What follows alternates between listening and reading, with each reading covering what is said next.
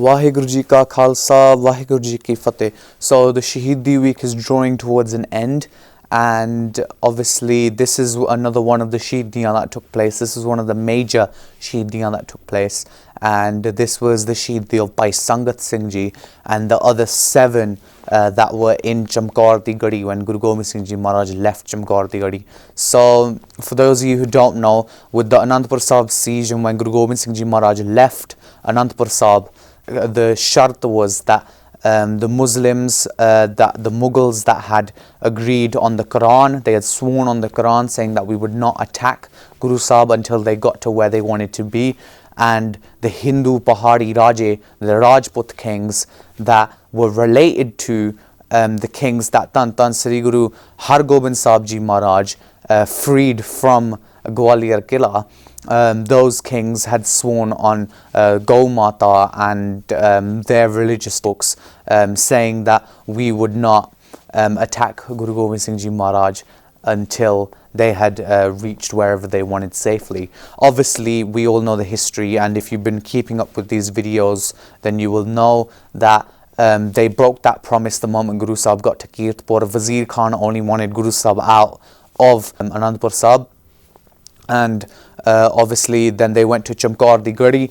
Bhai Mokam Singh Ji, Bhai Sahib Singh Ji, Bhai Himmat Singh Ji, 3 out of the 5 Panj Pyare gave Shaheedi, along with quite a few other Singhs gave Shaheedi. Also Baba Ajit Singh Ji and Baba Jujar Singh Ji, Guru Gobind Singh Ji Maharaj's 2 Vadde Sahibzade, they also gave Shaheedi in Chamkaur di Gadi. And what happened is that the night where Baba Jujar Singh Ji gave Shaheedi, one of the Singhs caught wind that Tan Sri Guru Gobind Singh Ji Maharaj has said that they would take the next Jatha out into the Jung the next day. So there were Jathe of 5 that were going out to fight a Fauj of 10 lakh Mughals. So that translates to about 1 million Mughals. And this was a mix of Mughals, Pahari Raje, and loads of Fauj from Delhi. And it was a dire situation where every Singh that was going out knew that they were going to die. And when the Singhs found out that Tan Sri Guru Gobind Singh Ji Maharaj was going to lead the next Panj out, they all knew that obviously if Guru Gobind Singh Ji Maharaj went out into that Fauj, they would have died.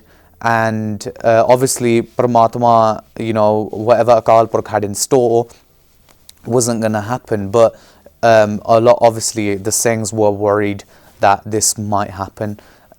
So the Singhs got together and they did a bit of vichar between themselves, and they spent a fair amount of time doing vichar. And then one of the Singhs reminded Bhai Daya Singh Ji, who was one of the Panj Pyare, the first to stand up and give their cease to Guru Gobind Singh Ji Maharaj on Vaisakhi 1699. And he actually said to Bhai Daya Singh Ji that, remember when Guru Gobind Singh Ji Maharaj said Pancho me Parmeshwar Jano, that basically means when Guru Gobind Singh Ji took Amrit, the Panj Pyare had obviously given their heads, they'd given their lives to Guru Sahib when they were there for Amrit.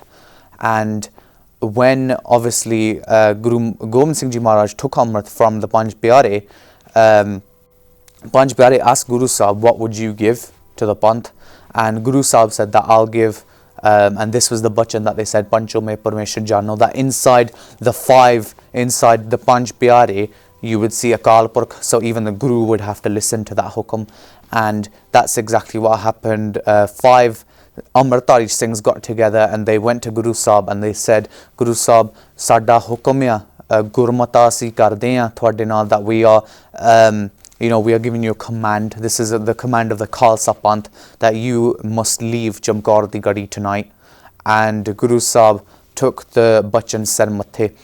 And this is where we start talking about Bhai Sangat Singh Ji. Bhai Sangat Singh Ji was one of Guru Gobind Singh Ji Maharaj's very trusted Sikhs.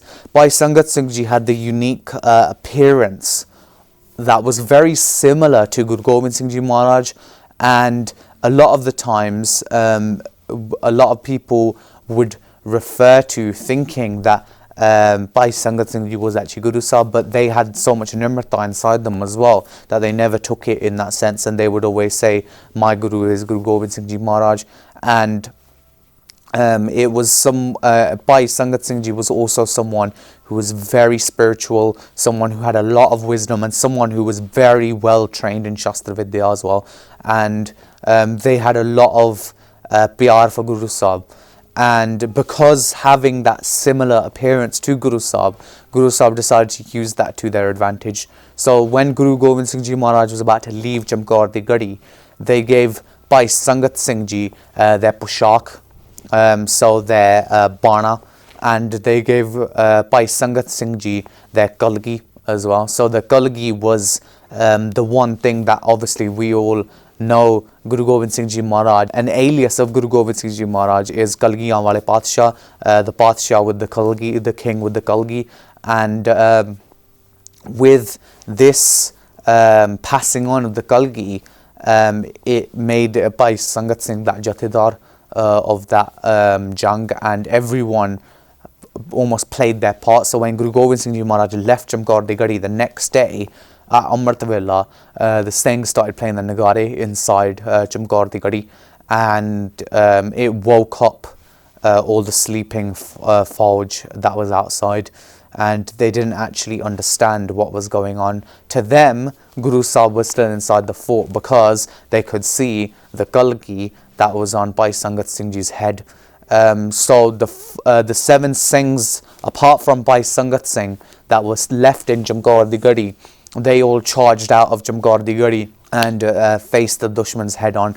Bhai Sangat Singh Ji remained in Chamkaur di Gadi, and just like Guru Sahib was, they were firing arrows from the top floor, and because of the height and because of the way that Chamkaur di Gadi is placed, it made it advantageous for the Singhs to have someone who was shooting arrows from there. So Bhai Sangat Singh Ji shot thousands of Fauj, but obviously there was just a lot of Fauj. One by one, the Singhs who were fighting outside slowly fell to their deaths. They gave their Shaheediyan, and the Fauj started to overwhelm Bhai Sangat Singh Ji as well. It got to a point where Bhai Sangat Singh Ji realized that we can't fight on a long range now. We're gonna have to get close up and fight. So Bhai Sangat Singh Ji took out 2 talwara. One was given to them by Guru Gobind Singh Ji Maharaj, and one was their own.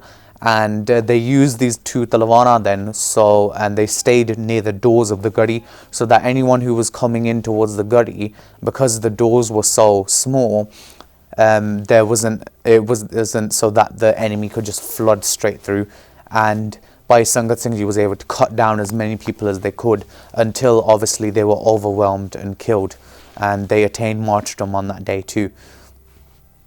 So after this, the Mughals and the Pahari Raja went absolutely crazy.